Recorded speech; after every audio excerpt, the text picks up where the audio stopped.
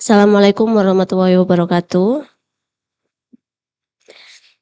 Selamat pagi dan salam sejahtera bagi kita semua. Kita mulai nggih acaranya. Yang kami hormati Bapak Dr. Yusri Fajar SSMA selaku Wakil Dekan 1 Bidang Akademik. Yang kami hormati Ibu Ismatul Hasanah SPD MPD MED PSC selaku Wakil Dekan 3 Bidang Kemahasiswaan Alumni Kewirausahaan Mahasiswa. Yang kami hormati Bapak Dr. Sujarwoto SIP MSc MPA serta Bapak Ibu dosen Fakultas Ilmu Budaya Universitas Brawijaya yang kami banggakan. Puji syukur kehadiran Tuhan Yang Maha Esa karena atas rahmat dan karunia-Nya pada hari ini Rabu 17 Desember 2025 kita dapat berkumpul dalam workshop pendampingan penyusunan proposal Kemdikti Saintek Bima sebagai bagian dari persiapan pengumpulan proposal penelitian. Untuk mengawali rangkaian kegiatan pada pagi hari ini, acara akan dibuka dengan sambutan dari Dekanat Fakultas Ilmu Budaya kepada Yang Terhormat Bapak Dr. Yusri Fajar SSMA, kami persilahkan.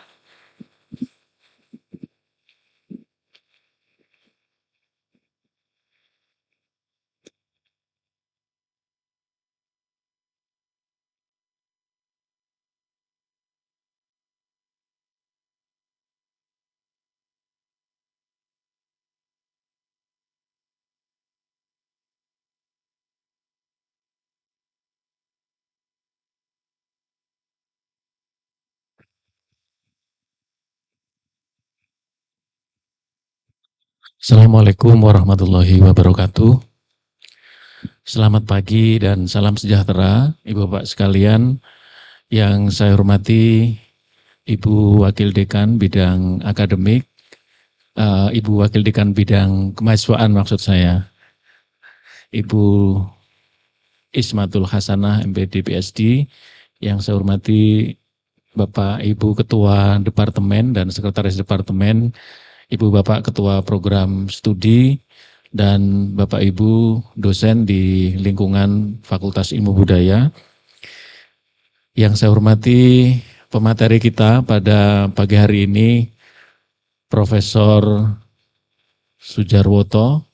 Beliau sudah profesor, Ibu Bapak sekalian, dan hari ini sangat berbahagia beliau berkenan bisa hadir di tengah-tengah kita. Pertama, marilah kita panjatkan syukur kehadirat Tuhan Yang Maha Esa karena pada pagi hari ini kita masih diberi kekuatan dan kesempatan untuk melaksanakan kegiatan workshop pendampingan proposal penelitian. Ibu Bapak yang saya hormati, kegiatan workshop pendampingan ini memang kita adakan melalui BPPM sebagai upaya untuk memperkuat tradisi riset kita. Kita sudah memiliki tradisi budaya riset yang panjang di Fakultas Ilmu Budaya sejak berdiri, dan melalui penguatan budaya riset itu kita juga berharap Ibu Bapak sekalian kita bisa meningkatkan luaran penelitian, terutama adalah publikasi-publikasi artikel di jurnal nasional dan terutama internasional, sehingga kinerja di bidang publikasi kita juga terus meningkat. Dan yang ketiga, kita juga berharap melalui forum workshop ini kita bisa juga meningkatkan daya saing dosen kita, baik di tingkat nasional maupun global, sehingga makin banyak hibah-hibah penelitian yang bisa kita dapatkan, Ibu Bapak sekalian. Terkait dengan penelitian ini, ada beberapa pengumuman yang memang disampaikan oleh universitas terkait dengan penerimaan hibah penelitian baik nasional dari Kemendistek Dikti melalui BIMA dan nanti difasilitasi di RPM. Ada juga Ibu Bapak sekalian penerimaan proposal hibah penelitian dari LPDP. Yang terakhir memang ketika kami baca bersama tim, persyaratannya itu memang tinggi sekali ya Ibu Bapak sekalian. Yang LPDP itu misalnya ketua pengusul harus sudah memiliki publikasi internasional, 2 publikasi internasional terakhir yang relevan dengan bidangnya. Ya, memiliki 2 judul publikasi internasional, judulnya berbeda tapi relevan dengan bidang yang diajukan, Ibu Bapak sekalian. Karena itulah selain proposal, kita berharap nanti ada luaran-luaran dari penelitian ini yang bisa dipublikasikan di jurnal internasional. Ibu Bapak yang saya hormati, kita nanti akan mendengar pengalaman dari Prof. Sudjarwo yang sudah memiliki publikasi yang sangat banyak ya di jurnal bereputasi internasional. Beliau ini angkatan PNS Pak Sarif dan saya, tapi sudah menjadi profesor. H-index Scopusnya juga saya cek itu 13 atau berapa gitu ya, sudah banyak sekali. Kemudian beliau juga sudah sering mendapatkan hibah-hibah penelitian baik itu nasional dan internasional. Nah, kami berharap nanti kita bisa belajar best practices ya dari Prof. Sudjarwo. Beliau dari VIA dan mudah-mudahan kita nanti dapat mendapat inspirasi dan juga insights dari beliau. Prof. Jarwo dan Bapak Ibu sekalian, di FIBUB ini disiplin keilmuan Bapak Ibu sekalian beragam di bidang sosial humaniora. Ada berbagai isu yang sering diangkat oleh Ibu Bapak sekalian, mulai terkait dengan keberagaman dan inklusivitas budaya, mulai bidang ini sampai terkait dengan bidang-bidang lain, misalnya pelestarian warisan budaya di era digital, baik itu terkait dengan bahasa, tradisi, budaya lokal, kemudian isu-isu yang sekarang juga sudah mulai diangkat oleh Bapak Ibu terkait dengan digitalisasi dan humaniora digital, dan berbagai topik-topik lain. Nah, khasanah bidang ilmu dan intelektual yang kita miliki di Fakultas Ilmu Budaya ini akan sangat bermanfaat jika kita nanti bisa kembangkan melalui eksplorasi-eksplorasi riset atau penelitian yang tentu kalau sedikit membaca beberapa informasi dari sosialisasi dan juga pedoman Prof. Jarwo, ada poin-poin penting ya, ternyata memang lanskap penelitian dalam perkembangan hingga saat ini ternyata memang tidak hanya bertumpu kepada kepatutan dan kesesuaian secara administratif, tetapi disampaikan oleh banyak reviewer termasuk dalam sosialisasi ditentukan oleh kerangka konseptual pemikiran dalam riset itu, metodologis, sampai yang berikutnya adalah relevansi dari penelitian itu dengan kebijakan-kebijakan pemerintah dan juga dampak nyata bagi pembangunan bangsa ini, Ibu Bapak sekalian. Sehingga wajar kalau Ibu Bapak yang menerima dana-dana hibah itu topik-topiknya memang memiliki relevansi ya dengan prioritas-prioritas yang sudah dicanangkan oleh pemerintah, Ibu Bapak sekalian. Dan karena itulah hari ini kita akan mendengar pengalaman dari Prof. Jarwo, kemudian nanti siang kita akan bersama dengan Prof. Luqman ya untuk hal-hal terkait dengan DRPM. Nanti beliau pada sesi siang hari akan juga menyampaikan, dan mohon nanti juga Prof. Jarwo berkenan untuk meng-highlight, menggarisbawahi beberapa hal terkait dengan state of the art atau novelty dari penelitian yang oleh reviewer itu biasanya sangat diharapkan, kemudian luaran-luaran yang itu memang menjadi kewajiban ya dalam proses-proses penelitian. Ibu Bapak yang saya hormati, saya kira demikian yang bisa saya sampaikan. Pak Dekan mohon izin belum bisa hadir, beliau menyampaikan salam pada Prof. Jarwo dan Bapak Ibu sekalian karena beliau menghadiri acara Wakil Rektor Bidang 5 di UB Forest. Tadi pagi beliau sudah mengirimkan foto ya di UB Forest. Kata beliau mungkin suatu hari bisa mengadakan workshop ya di UB Forest ya sambil menikmati pemandangan alam ya di sana. Kami atas nama fakultas menyampaikan terima kasih kepada Prof. Jarwo atas kesediaan untuk sharing dengan kami di Fakultas Ilmu Budaya. Mudah-mudahan apa yang nanti disampaikan oleh Prof. Jarwo bisa menjadi inspirasi, bisa menjadi salah satu acuan ya bagi kami nanti untuk menyusun proposal yang dalam waktu dekat itu di BIMA, di DPR PM itu sampai tanggal 29 ya Bapak sekalian ya kalau tidak salah. Dan tentu untuk hibah-hibah berikutnya. Demikian yang bisa saya sampaikan Ibu Bapak sekalian. Terima kasih dan semoga acara ini bermanfaat dan mendapat berkah dari Tuhan. Demikian saya akhiri. Wassalamualaikum warahmatullahi wabarakatuh. Waalaikumsalam warahmatullahi wabarakatuh. Terima kasih Pak Yusri atas sambutan dan arahannya. Mohon tetap di depan dan kami mengundang Profesor Dr. Sujarwoto untuk ke depan. Sebelum memulai sesi materi, ada sedikit kenang-kenangan dari Fakultas Ilmu Budaya yang akan diberikan Bapak Dr. Yusri kepada Prof. Sujarwoto.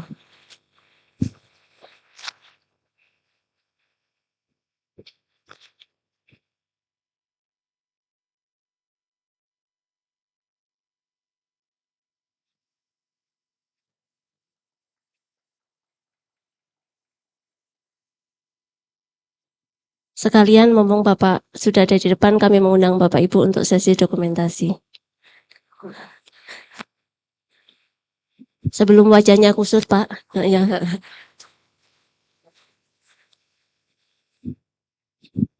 Monggo, Bapak Ibu.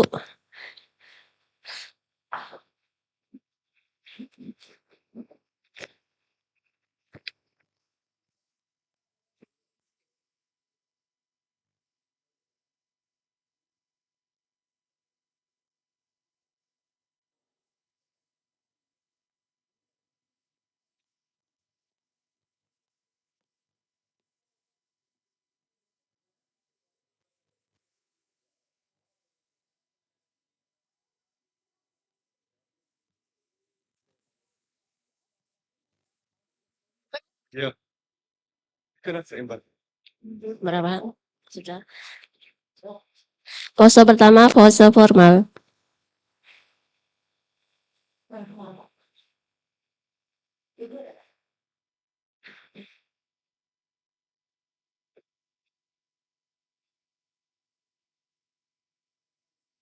Pose formal, Pak. 1, 2, 3.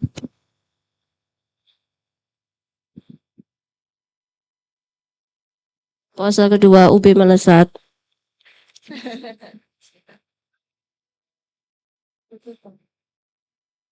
Pose ketiga, pose bebas. Pose bebas ya, Bapak Ibu.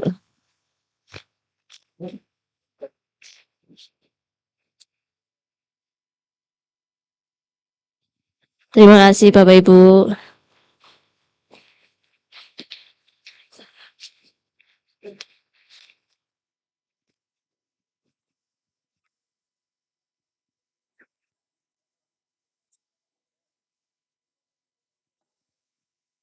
Sambil menunggu Prof.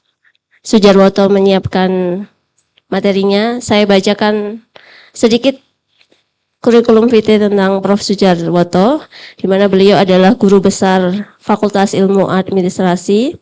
Beliau menempuh pendidikan sarjana ilmu pemerintahan, magister ilmu sosial, serta magister administrasi publik, dan menyelesaikan pendidikan doktor di bidang kebijakan dan administrasi publik. Latar belakang tersebut menjadi fondasi kuat untuk mengembangkan kepakaran beliau pada isu tata kelola pemerintahan dan kebijakan publik. Dalam perjalanan akademiknya, Prof. Sujarwoto aktif melaksanakan berbagai penelitian yang didanai melalui skema pendanaan internal UB maupun hibah penelitian tingkat nasional. Topik riset yang beliau kembangkan antara lain berkaitan dengan reformasi birokrasi, kualitas pelayanan publik, tata kelola pemerintah daerah, serta kebijakan pembangunan yang berorientasi pada kesejahteraan. Kontribusi akademik beliau juga tercermin melalui publikasi pada jurnal internasional bereputasi yang terindeks Scopus dengan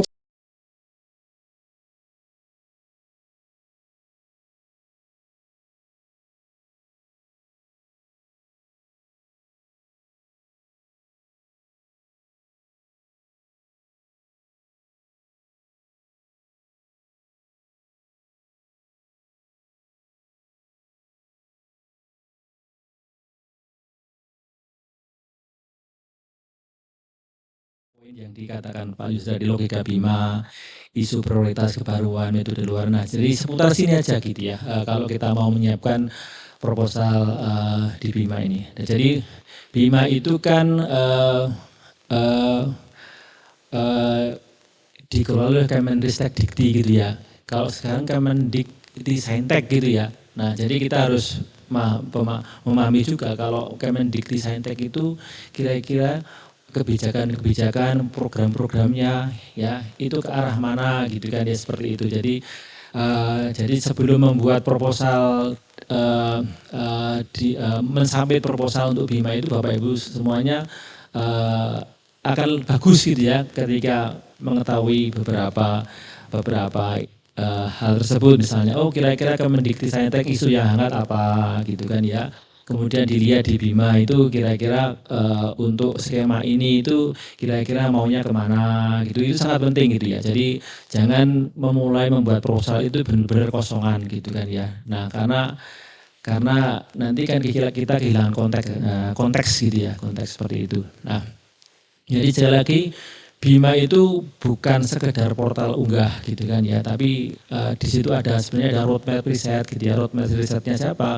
Kemendikti Saintek gitu kan ya. Jadi kita harus pahami Dikti Saintek itu nanti 5 tahun ke depan itu kemana gitu ya, arah risetnya. Jadi kita harus bisa menangkap itu gitu ya. Kemudian juga skema dan anggarannya, kita harus juga mempelajari skema dan anggarannya. Kan skemanya kan macam-macam, ada untuk peneliti dosen muda. Kalau Mas Yusri untuk dosen muda sebenarnya sudah nggak boleh gitu ya. Nah, ada juga untuk mahasiswa S3, mahasiswa S2, ada penelitian terapan juga ada 2 ya, produknya prototype atau produknya model gitu ya. Kemudian juga ada skema yang lain, skema fundamental. Jadi Bapak Ibu semuanya harus dipelajari dulu baik-baik itu semuanya dengan detail, dengan teliti. Kemudian kira-kira untuk posisi saya sekarang ini cocok untuk apply yang mana. Kan Bapak Ibu semuanya kan punya kuota ya. Kalau saya tak buka itu kan kuotanya hampir semuanya bisa. Nanti Bapak Ibu bisa melihat di situ kuotanya apa saja gitu ya. Kemudian juga di situ ada rekam jejak. Rekam jejak itu pengalamannya sangat penting karena itu ada di penilaian halaman pertama. Ketika kita mereview rekam jejaknya itu di penilaian halaman pertama. Misalnya kalau dulu gitu ya, rekam jejak si peneliti utama, ketua peneliti itu Scopusnya berapa, citasnya berapa gitu ya. Apakah rekam jejaknya itu meyakinkan atau kurang meyakinkan. Nah, itu di pertama ya. Novelty, kebaruan, state of the art itu baru di halaman kedua review ya, dokumen review. Jadi gimana sebaiknya kita memperkuat rekam jejak itu menjadi penting. Nah, kalau dulu hanya dihitung dari jumlah publikasi Scopus sama citasi, kalau sekarang mulai diperhatikan juga terkait dengan apakah ya ketua peneliti itu punya penelitian yang relevan dengan usulan proposal gitu ya. Nah, jadi pastikan Bapak Ibu semuanya refleksi diri gitu ya, sebelum saya cocok sini karena saya punya background sini, saya membuat seperti ini gitu ya. Nah, jadi kadang-kadang proposal yang bagus yang diterima itu adalah proposal yang memang pintar menyesuaikan diri ya, beradaptasi gitu ya dengan Bima ya. meski topiknya itu biasa-biasa saja gitu ya. Nah, ini pengalaman saya. Nah, ini checklist cepat konsentrasi misalnya skema gitu ya. TRL, LTKT gitu kan ya, juga luaran. Jangan memaksakan topik yang besar di skema kecil, sesuaikan ambisi dengan kerangka yang tersedia. Nah, ini juga penting gitu kan ya. Seperti itu. Jadi kalau misalnya untuk prototipe model itu kan dana maksimalnya 250 juta. Untuk luarnya yang benar-benar prototipe itu kan maksimal 500 juta. Tapi di situ kan juga punya persyaratan gitu kan ya. Persyaratan. Kalau memang Bapak Ibu semuanya belum memenuhi syarat di situ, ya jangan apply di situ karena kemungkinan ditolaknya itu juga besar. Ini maksudnya, gitu ya, seperti itu.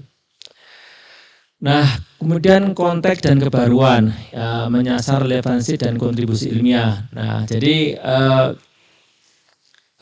skema, jadi kalau di BIMA itu kan ada 2 seleksi, Bapak Ibu semuanya. Pertama seleksi administratif, kemudian seleksi substantif. Nah, seleksi administratif itu yang menilai adalah admin. Ya, seleksi substantif itu yang menilai adalah reviewer. Nah, seleksi administrasi itu tegas itu saya tadi ngomong dengan Pak Sariful, ya Mas itu aja misalnya lupa nggak ngasih materi itu langsung tolak. Lupa nggak menandatangani riwayat hidup ditolak, gitu ya. Bukan lupa ya, nggak menggunakan template gitu ya, tolak. Kelebihan kata di situ harus maksimum 500 kata. Bapak Ibu semuanya 510 tolak. Ya, itu administratif. Jadi itu tahun lalu di UB itu setengahnya itu nggak masuk karena nggak lolos administratif.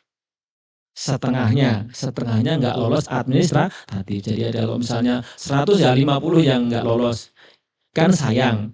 Proposalnya mungkin sudah bagus-bagus, sudah dipikirkan lama, setengah tahun, 1 tahun, tapi nggak lolos gara-gara lupa tanda tangan. Biasanya last minute itu karena kadang-kadang kita suka seperti itu gitu ya. Nah, yang kedua baru substansi.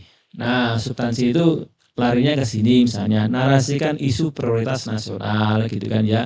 Di latar belakang itu kan ya kita harus bisa menghubung-hubungkan misalnya tema budaya gimana menghubungkan dengan isu SDGs, dengan isu RPJMN, dengan isu Astacita gitu kan ya. Nah, supaya nanti ketika reviewer itu ada pertanyaan apakah proposal penelitian ya memang sudah relevan dengan isu-isu nasional atau roadmap prioritas nasional, misalnya ya sangat relevan nilainya 4, tidak relevan nilainya 0. Nah, kita kan kalau sudah ada seperti itu kan enak reviewer itu. Nah, kadang-kadang Bapak Ibu juga ketika menulisnya perlu di-highlight.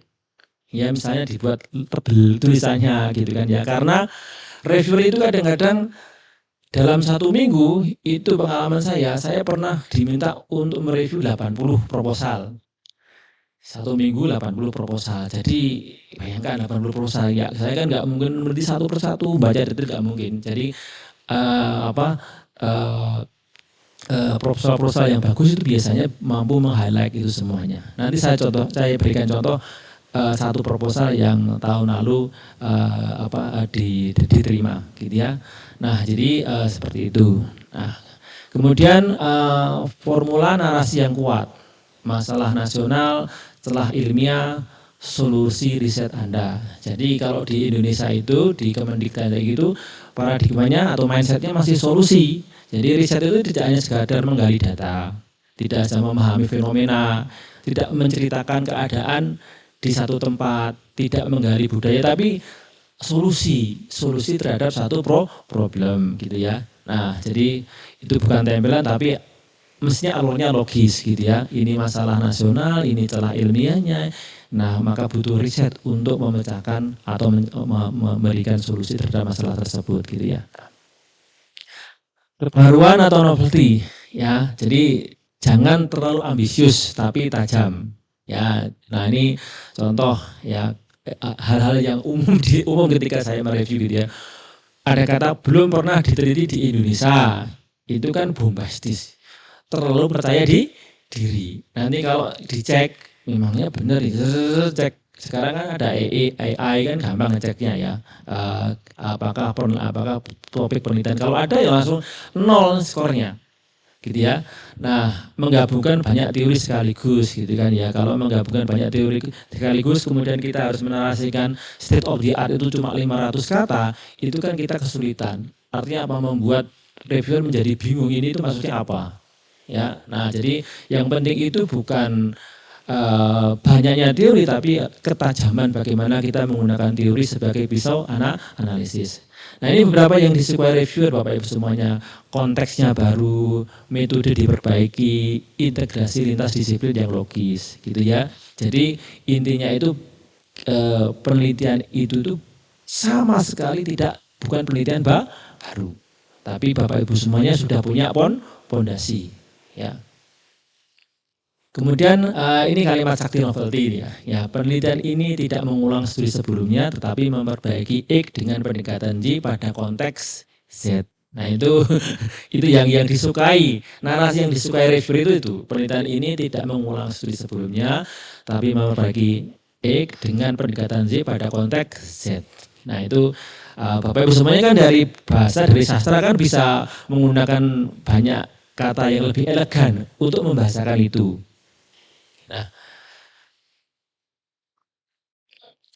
Nah, metode riset ya itu titik paling mematikan proposal gitu ya. Mengapa metode riset sering gagal? Topiknya bagus tapi metodenya lemah gitu ya. Nah, ini komentar reviewernya umum itu seperti itu. Topiknya bagus, topiknya relevan, tapi metodenya lemah, metodenya tidak mampu membuktikan pertanyaan penelitian gitu ya. Nah, yang penting itu sederhana tapi presisi ya. Jelaskan why bukan hanya what. Nah, ini kalau di sosial kan sukanya menggunakan kata bagaimanakah gitu kan. Nah, jarang-jarang yang menggunakan kata mengapa. Ya memang kalau kita mempertanyakan mengapa itu ya jawabannya akan lebih presisi, tapi kemudian kita menarasikan background juga harus lebih hati-hati. Gitu ya, seperti itu. Nah, kemudian yang ketiga jangan overklaim hasil. Jangan overklaim hasil gitu ya. Nah, seperti itu gitu ya. Jadi metode kuantitatif, metode kualitatif gitu ya.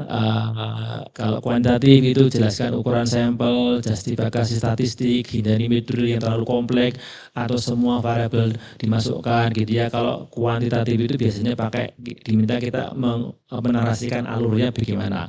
Tahap 1 berapa, tahap kedua gimana, tahap ketiga gimana, tahap keempat gimana gitu ya.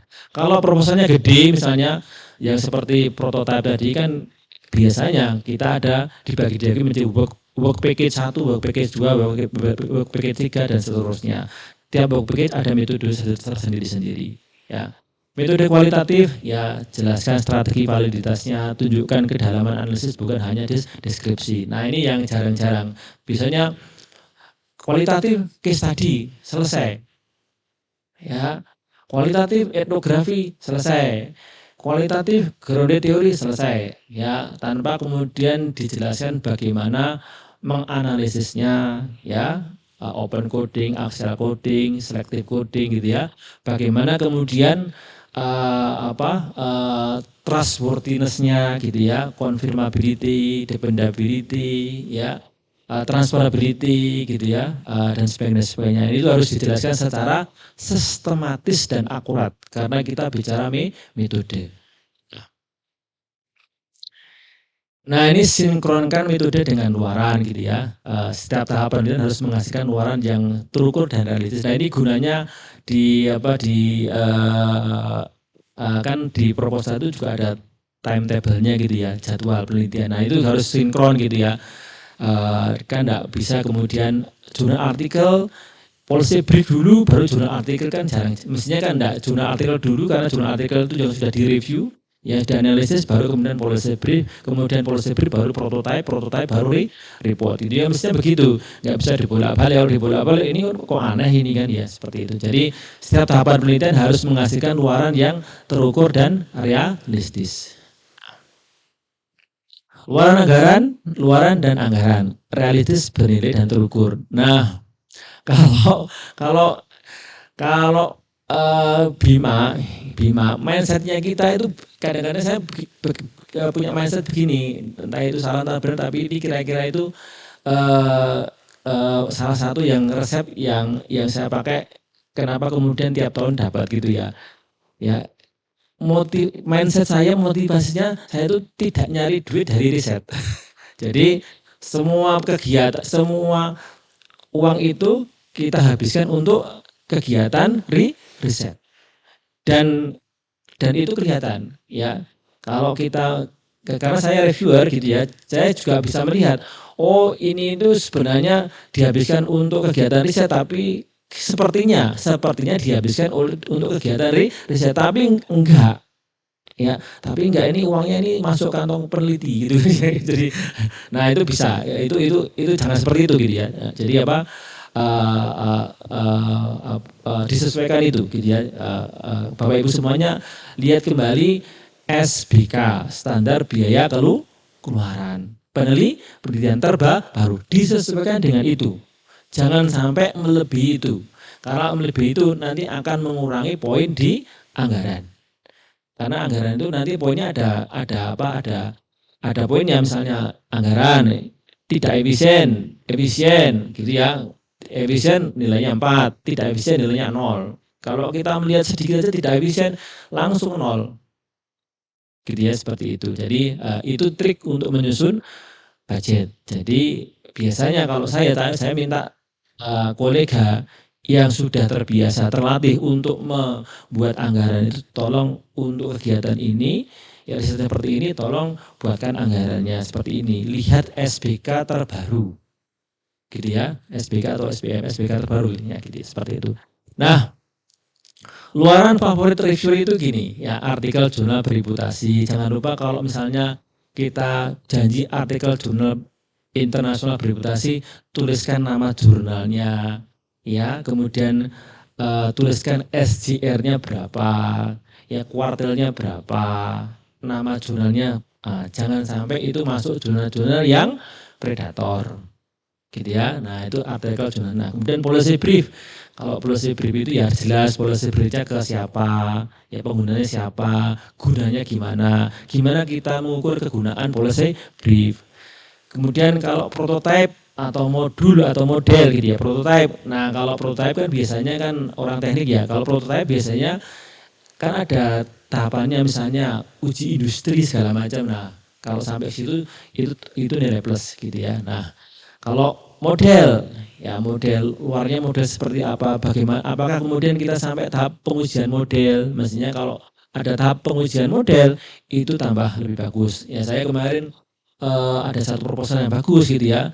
Model itu nggak selalu ini loh, nggak selalu terus canggih ya. Misalnya model permainan tradisional untuk mengajarkan anak yang bisa digunakan anak-anak di tingkat sekolah dasar, gimana supaya dia punya pemahaman terhadap atau punya literasi terhadap dampak perubahan iklim. Jadi dia bikin permainan gitu ya. Permainan seperti ular tangga seperti itu gitu ya. Tapi itu gimana caranya permainan itu bisa diterima dan digunakan oleh anak-anak sekolah dasar untuk itu. Nah, itu kan miliknya orang budaya mestinya. Itu salah satu contoh saja ya. Nah, seperti itu. Nah, itu salah satu contoh gitu ya. HKI yang relevan. Kalau HKI yang ada di situ kan ya, di pinggir jalan tuh, pinggir jalannya masuk dari koperasi itu kan tukang buat HKI paten sederhana gitu kan. Itu kan sudah nggak masuk lagi karena reviewer juga sudah tahu itu kan nggak sampai 1 hari jadi gitu kan ya. HKI kalau bisa sampai hak merek ya, hak paten gitu ya. Kalau sosial, kalau budaya kan bisa sampai merek gitu, buat merek, buat logo yang bagus gitu ya, kemudian terinspirasi gitu. Itu kan salah satu ini nilai lebih gitu ya. Jadi tulis luaran yang masuk akal dicapai dalam durasi riset, bukan luaran impian. Yang penting juga realistis gitu ya. Nah, seperti itu.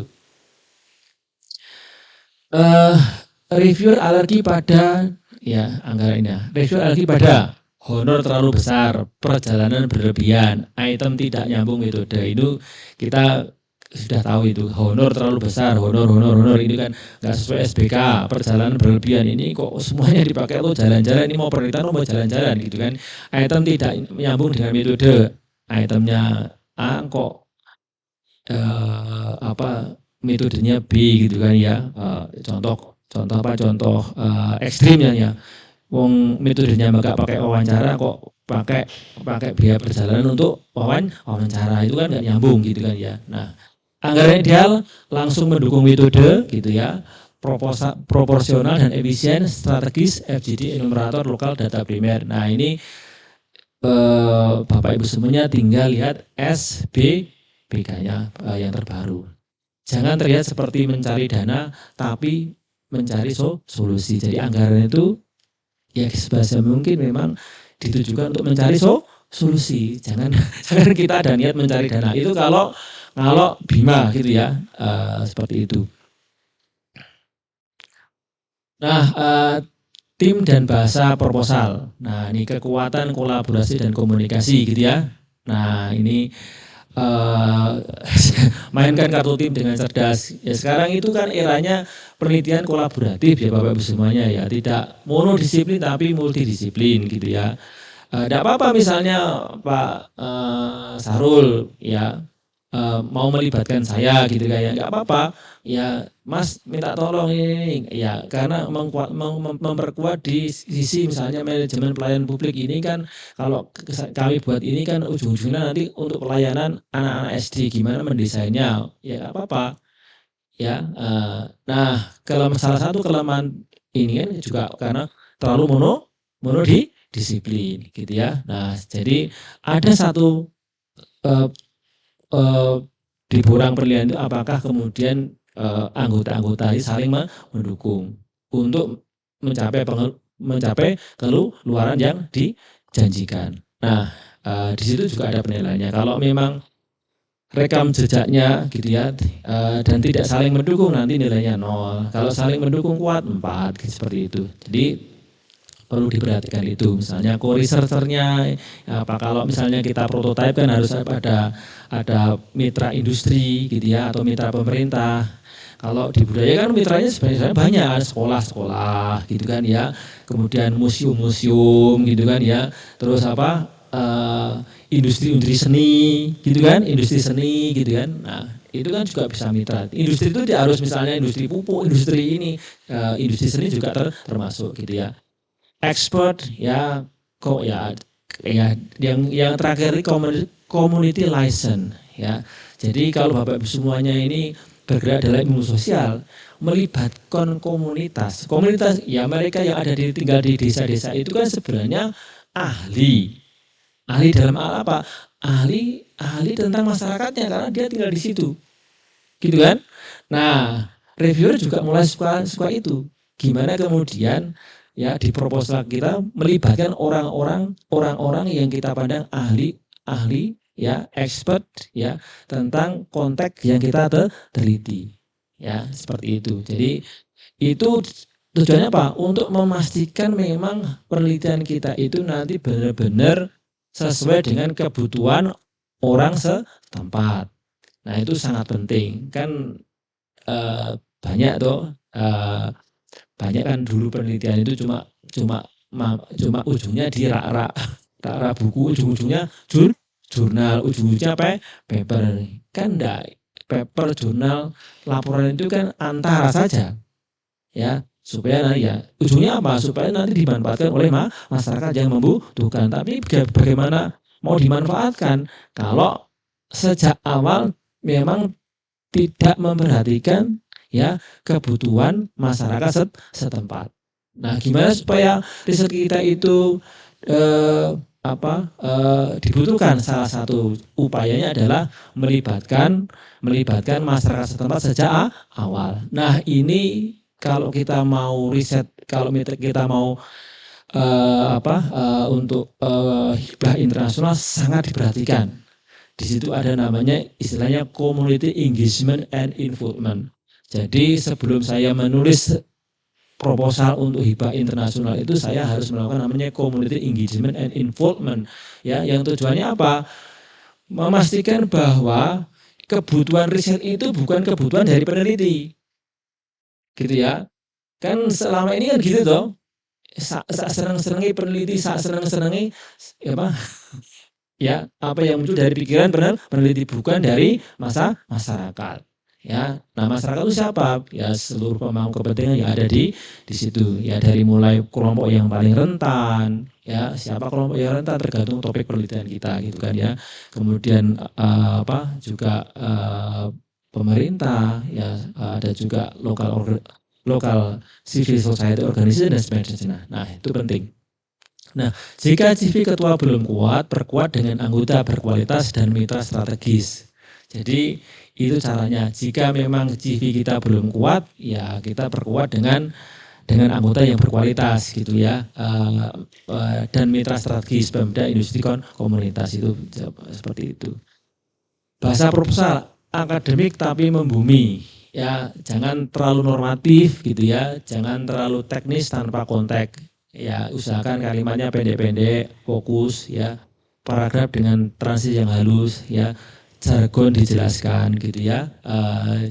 Kalau bisa hindari terlalu banyak menggunakan jargon, gitu, seperti itu. Proposal yang enak dibaca sering diberi nilai lebih dari reviewer, gitu ya, seperti itu.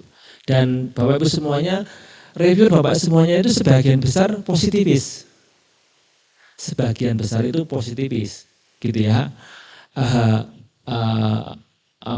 Bukan post positivis. Kalau post positivis kan senang menggunakan kata-kata elegan dan indah, gitu ya, seperti puitis, tapi ini yang maksudnya apa nggak jelas, gitu ya. Seperti itu. Nah itu juga harus dimengerti, gitu ya. Nah ini beberapa kesalahan fatal yang menjatuhkan proposal: tidak konsisten, masalah tujuan metode luaran tidak konsisten, copy paste proposal lama tanpa adaptasi, gitu ya, terlalu banyak jargon tanpa penjelasan, tidak membaca panduan skema secara detail, gitu ya. Nah itu kesalahan umum yang yang menyebabkan tidak lolos di level administrasi dan substansi juga seperti itu.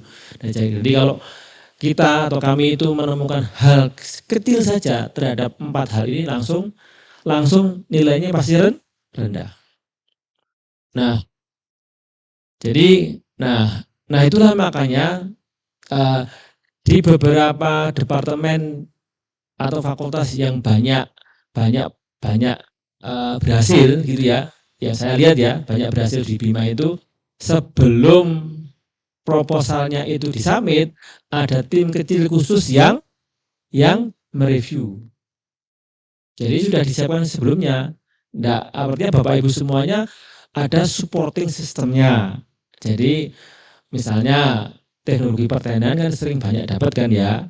Nah juga beberapa ya, MIPA. Kalau kedokteran nggak tertarik, kedokteran nggak tertarik sama ini, udah praktek sendiri udah kalau tujuannya nyari duit ya, praktek sendiri udah aman, gitu ya. Nah seperti itu, ada tim khusus, ya, yang anggotanya adalah ketua-ketua yang pernah lolos, yang membantu teman-temannya, membantu kolega-koleganya supaya minimal lolos administratif. Nah itu namanya supporting system, dan salah satu kegunaan kita dalam organisasi, gitu kan. Nah seperti itu. Nah jadi nanti tugasnya misalnya 5 orang reviewer itu, dan itu juga ketika saya nulis proposal untuk hibah internasional begitu, ya. Nah misalnya saya menulis hibah internasional via Imperial College London, ya. Nah sebelum saya submit di Wellcome Trust, ya, di Imperial College London itu ada panel tim, ya, yang menilai proposal saya sebelum saya submit. Nanti di situ ada kurang ini bagus, ini kurang apa-apa, ini potensinya segini, ini untuk meningkatkan peluangnya harus kamu gini. Jadi saya punya waktu untuk merevisi itu ya sesuai dengan saran dari panel yang itu jauh lebih pintar dari saya dan jauh pengalaman dari saya. Nah itu kemudian memperbesar peluang untuk bisa keterima. Nah itu penting. Ini kalau ini kan sudah menjadi kewenangan dari organisasi. Selesai nih proposal yang menang, strategi plus eksekusi. Pahami sistem Bima, metode presisi, luaran realistis, bahasa yang ramah reviewer. Setiap detail penting persiapkan dengan cermat dan tingkat yang ana. Nah ini slide pertama saya yang apa yang ini. Kemudian yang kedua ini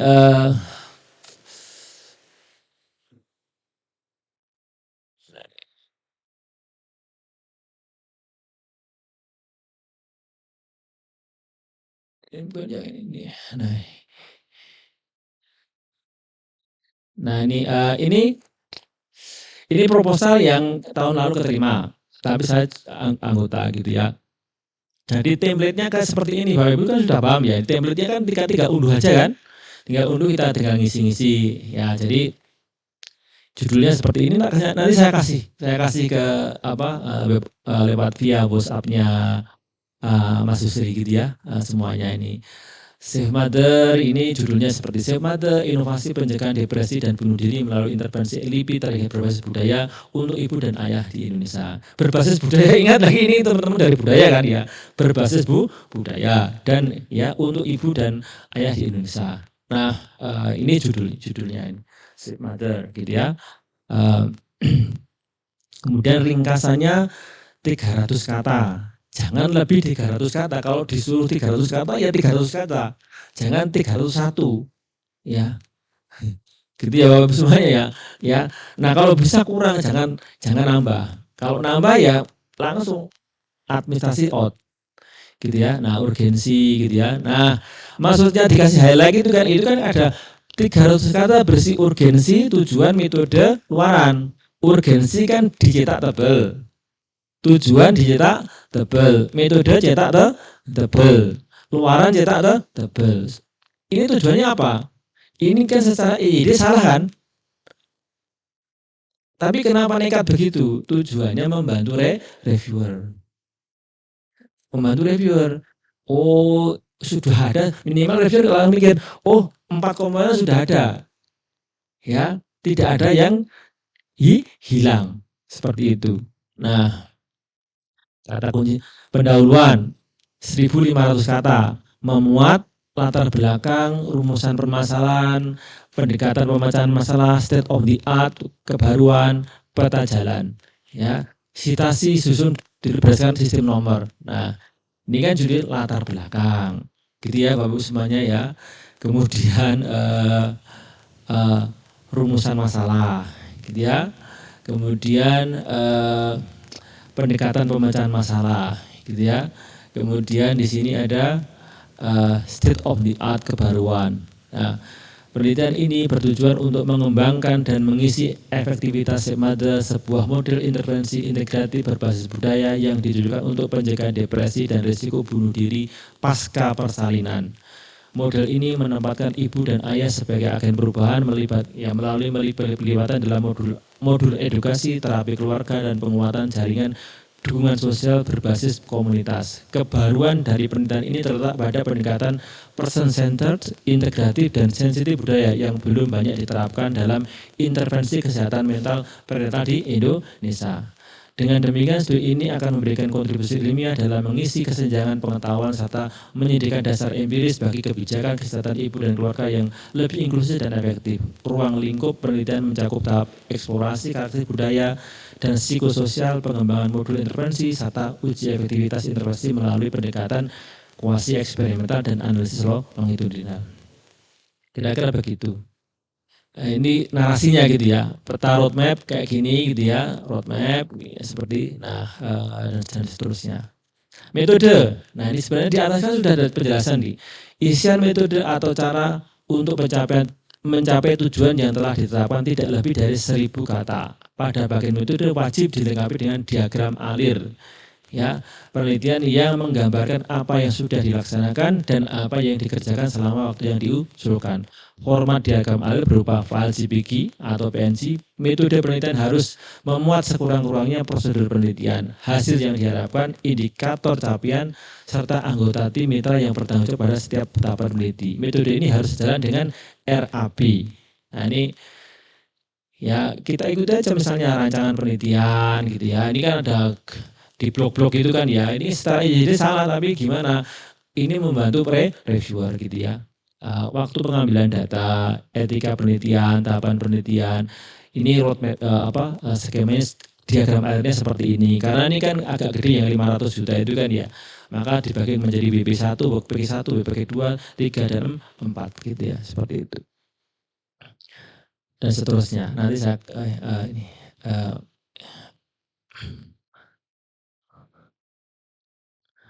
nah sampai dengan kalau ini kan agak ini ya kuasi eksperimental nggak perlu ini ya. Nah ini peran ya, misalnya ini peran. Jadi perlu ditulis seperti ini, tidak hanya cuma Bu ini kepesertaan jiwa perannya ini ya harus detail ya, harus detail dan tidak boleh kemudian peran dan tugasnya itu berulang dari peneliti 1, peneliti 2 gitu ya. Nah seperti itu. Jadi ini contoh bagaimana membuat ini semuanya sehingga kemudian ketika reviewer harus menilai tentang peran apakah saling melengkapi, saling menguatkan, nilainya jadi 4.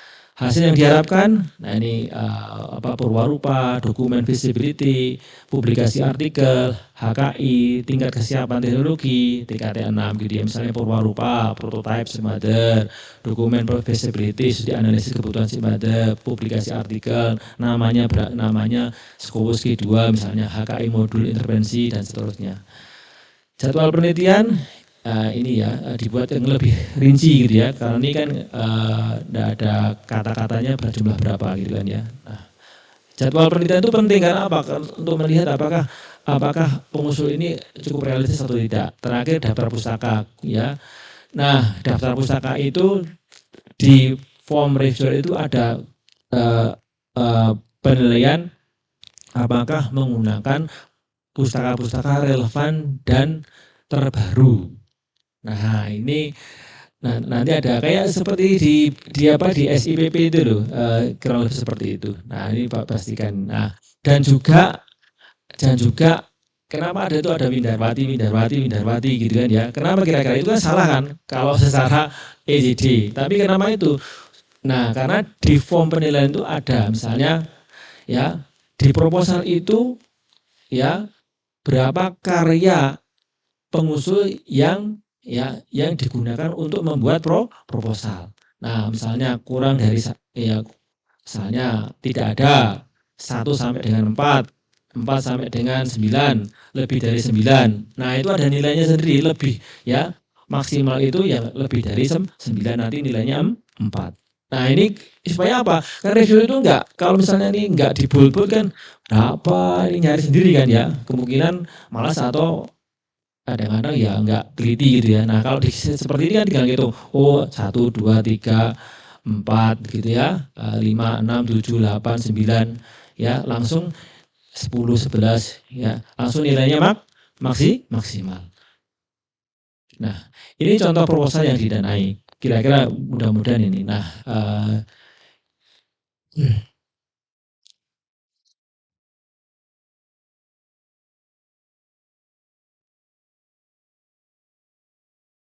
Nah ini bahas lebih detail yang tadi ya Bapak Ibu semuanya. SIMADER gini ya. Nah kesesuaian dengan mandat skema ya 10 prinsip proposal penelitian terapan yang memenangkan hati reviewer. Jadi Bapak semuanya itu cuma memenangkan hati reviewer yang 2 itu loh. 2, reviewernya cuma 2 Bapak semuanya. Jadi memenangkan hati reviewer itu ada kesesuaian dengan mandat skema, masalah publik yang urgen, narasi kebijakan nasional, inovasi yang masuk akal, desain metode yang matang, luaran spesifik dan terukur, roadmap penelitian jelas, tim multidisiplin yang kuat, visibility tinggi, konsistensi keseluruhan gitu ya. Nah, pertama, kesesuaian sangat kuat dengan mandat skema. Ya, BIMA bukanlah skema untuk riset eksploratif murni. Skema ini mencari solusi nyata yang dapat diimplementasikan dan menghasilkan purwarupa dengan tingkat kesesuaian teknologi TKT yang jelas. Poin kunci, proposal SIMADA secara eksplisit menargetkan TKT 6, menghasilkan prototipe, aplikasi, modul digital, dan visibility studi luaran khas riset terapan, bukan riset dasar. Ya, nah, kemudian prinsip kedua, masalah publik yang sangat urgen, terukur, dan relevan. Ya, proposal yang kuat tidak memulai dari gap teoritis, abstrak, tetapi dari masalah kesehatan atau sosial masyarakat yang nyata dan terukur. SIMADA mengidentifikasi masalah konkret. Pertama, prevalensi postmortem dispersion 20-25%. Kan buahnya itu. Ya, risiko bunuh diri maternal yang tinggi, minimnya layanan kesehatan mental maternal berbasis komunitas, keterbatasan akses layanan formal. Gitu ya. Isu ini masuk kategori neglected public health problem. Tipe masalah yang dibenarkan secara politik dan anggaran untuk dibiayai negara. Ya, public health neglected public health problem. Ya, nah seperti itu. Jadi kita tahu ya itu, tapi negara belum ngurus, belum ada layanan seperti itu. Ya, seperti itu. Prinsip 3, narasi kebijakan selaras dengan arah nasional. Asta Cita, proposal secara eksplisit mengaitkan intervensi dengan prioritas nasional Asta Cita. Peningkatan kualitas SDM, ibu sebagai produsen generasi penerus bangsa yang berkualitas. Kesetaraan gender, pelibatan ayah dalam kesehatan mental keluarga. Indonesia Emas 2045, kesehatan mental sebagai fondasi pembangunan jangka panjang. Nah, ini juga perlu diperhatikan. 4, inovasi yang masuk akal, bukan terlalu muluk-muluk. Inovasi yang disukai reviewer itu seperti itu. Ya, kebaruan proposal SIMADA bukan teknologi canggih yang berisiko tinggi, tapi integrasi LIPI berbasis budaya. LIPI sudah ada, cuma belum diintegrasikan dengan budaya lokal, gitu ya. Belum didigitalisasi, belum ada keterlibatan ayah. Ya, pendekatan family center yang kurang diuji di Indonesia. Ya, adaptasi guideline WHO ke konteks lokal. Jadi incremental but impactful, inovasi bertahap yang memberikan dampak nyata. Risiko rendah, kemungkinan kegagalan minimal dengan implementasi terukur. Nah, kalau kita melakukan ini karena sudah ada fondasinya, keberhasilan atau risiko kegagalannya rendah. Risiko kegagalan penelitian menurut saya. Adopsi tinggi, peluang besar untuk diadopsi sistem kesehatan karena disesuaikan dengan program-program pemerintah yang sudah ada. Prinsip 5, desain metode sangat reviewer friendly. Ya, metode penelitian yang matang dan terukur memberikan kepercayaan kepada reviewer bahwa penelitian dapat dilaksanakan dengan baik. Work package jelas, ya, pakai alur sistematis, mix method, ya, perhitungan sampel juga jelas. Luaran spesifik, terukur, dan konsisten dengan metode, prototipe aplikasi, visibility study, HKI, modul dan aplikasi, gitu ya. Publikasi kedua, tidak harus G1 gitu ya. TKT 6. Tapi kalau Bapak Ibu semuanya coba perhatikan, nah karena ini prototipe, ya luarannya banyak gitu ya, banyak sesuai dengan skema yang ada. Prinsip ke-7, roadmap penelitian jelas dan kredibel. Ada ya, artinya apa? Kita ketika membuat itu kita sudah punya riset dasar, ya, yang terkait bagaimana memahami faktor-faktor apa saja yang membuat ibu misalnya stres, ibu bunuh diri di penelitian sebelumnya, ya. Jadi ini yang termasuk juga fondasi riset. Jadi di awal, di latar belakang itu ketika kita menulis itu, ya kita jelaskan kita pernah melakukan riset-riset yang terkait tentang ini. Jadi ini tidak murni kosongan gitu ya, istilahnya itu. Riset terapan, pengembangan hingga 2030. Ini roadmap-nya gitu ya. Kekuatan tim multidisiplin dan komplementer gitu ya. Ada keperawatan jiwa, ada kesehatan mental, ada perubahan sosial, ada sistem informasi di digital, ya, mendukung luaran. Kemudian ke-9, visibility tinggi karena berbasis sistem yang sudah ada. ya.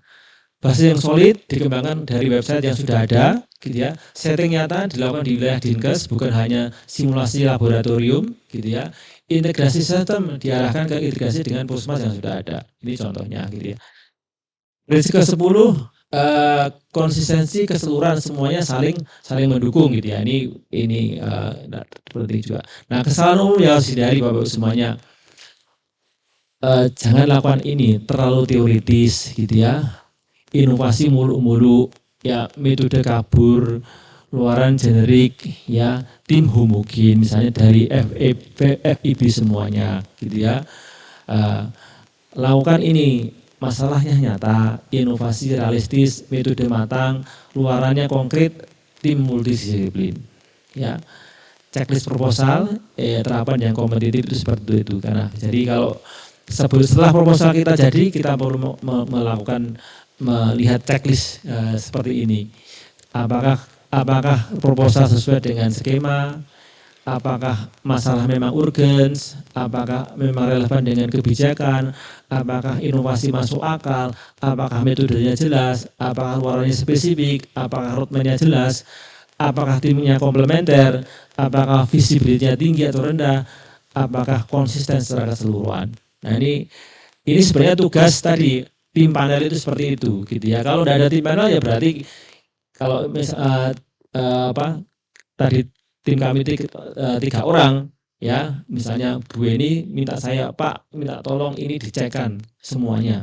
Ya, tugas saya ngecek semuanya, ngecek yang ke-10 ini. Ya, kemudian saya, oh kurang ini Bu, ini bahasanya kurang tegas, kurang ini. Nah, nanti tugasnya tim yang lain adalah melengkapi itu dan membalikan ke saya lagi, karena saya sebagai, ya, istilahnya paling senior di situ, ya, mereview gitu ya. Oh, ini sudah bagus Bu, ya, terus nanti di-submit. Ya, dari perspektif reviewer apa yang mereka cari, ya. Memahami perspektif reviewer adalah kunci untuk menyusun proposal yang menarik. Jadi jangan sekali-kali kita, bukan ya, kalau mau keterima ya, bukan kalau kita kan kalau ini kan output base. Jadi menulis proposal kan ada yang niatnya suka-suka, ada niatnya keterima. Kalau niatnya keterima, kita juga harus memperhatikan apa yang dicari oleh reviewer. Ya, jadi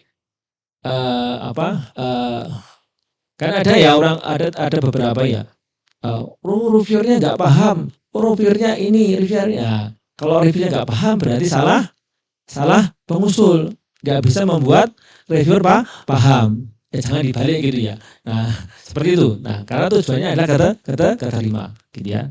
Nah, reviewer tidak hanya menilai kualitas ilmiah, tapi juga mempertimbangkan kelayakan investasi publik. Ingat, itu adalah uang negara yang harus dipertanggungjawabkan. Apakah kemudian itu worth it untuk publik atau tidak?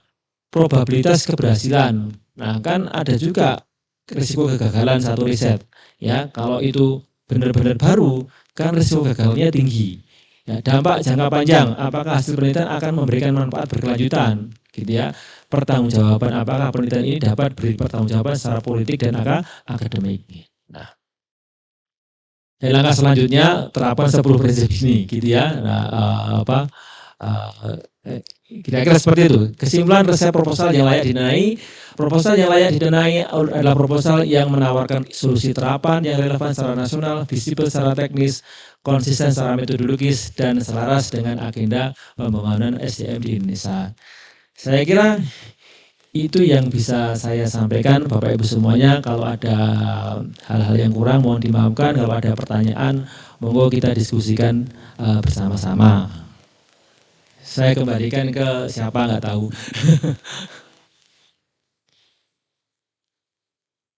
Kita nyantai saja ya Bu ya, Bapak Ibu semuanya ya. Nggak usah terlalu ini. Monggo Bapak Ibu kalau ada mungkin pertanyaan atau pernyataan yang mungkin akan disampaikan ke Prof. Sujarwoto.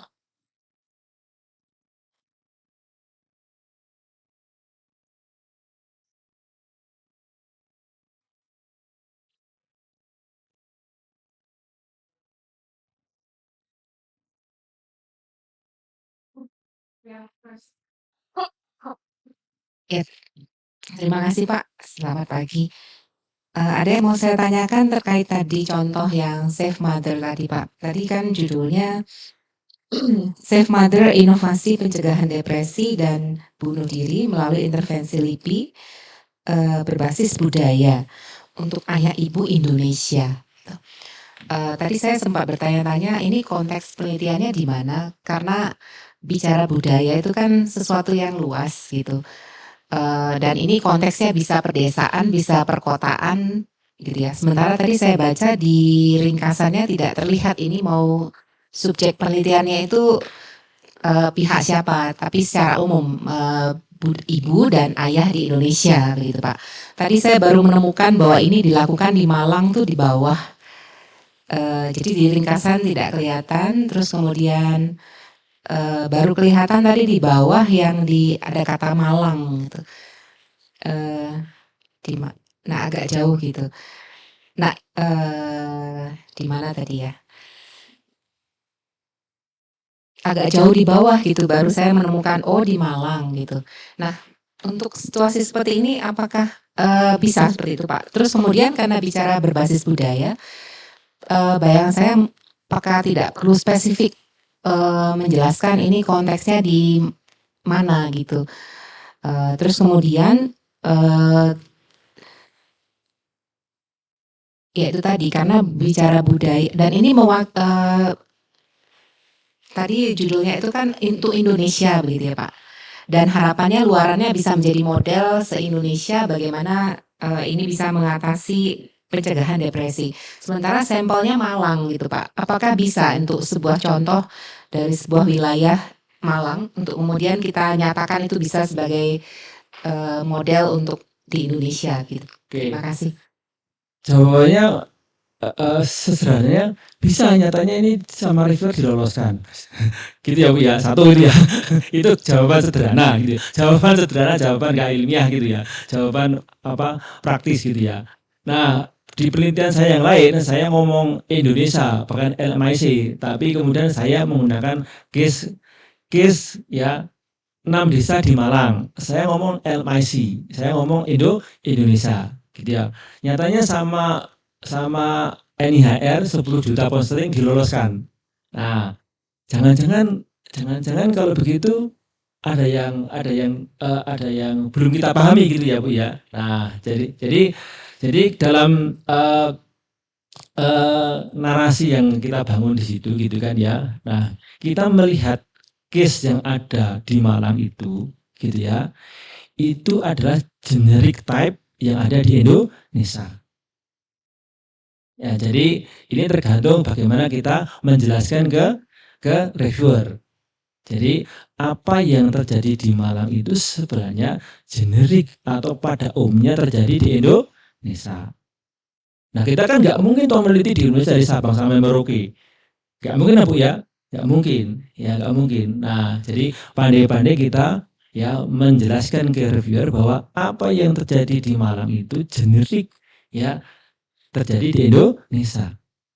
Apa yang terjadi di Malang soal pembakaran sampah itu generik terjadi di Indonesia, generik terjadi di negara-negara sedang berkembang. Jadi apa yang kita lakukan di Malang itu sebenarnya kalau kita kaitan dengan yang lebih luas itu juga berkontribusi terhadap menyelesaikan soal-soal di negara berkembang. Kira-kira argumentasinya begitu Bu. Kebayang ya Bu ya? Nah, kira-kira begitu. Baik Pak. Satu lagi boleh Pak. Dengan situasi seperti ini, dengan studi kasusnya di Malang, tapi kemudian diharapkan bisa menjadi contoh untuk kasus yang lain di kota-kota di Indonesia.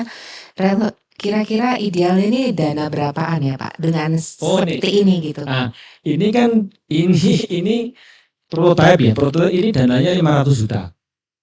Jadi membuat prototipe itu kan tidak mudah. Jadi terutama bagian menguji apakah prototipe itu ya efektif atau tidak. Kebayang ya Bu ya. Nah kalau menguji ini agak panjang ceritanya kalau soal menguji ini. Jadi yang kami lakukan begini Bu. Yang kami lakukan pertama di tempat di riset yang lain dulu ya, baru nanti riset ini. Ya, jadi Tahun 2015 itu kami dapat dan kompetisi riset dari Pfizer itu untuk menguji apakah sistem digital health ya itu mampu digunakan, mampu untuk apa ya istilahnya mencegah ya memperbaiki layanan dasar sehingga mampu mencegah orang yang punya risiko tinggi terhadap penyakit jantung itu ya dia lebih terkontrol dan tidak mati muda karena penyakit jantung. Menguji ya Bu ya, menguji. Jadi kami ya mengecek seluruh penduduk di 6 desa. Ya, 6 desa ada 6 desa itu ada desa intervensi, 6 desa di desa kontrol.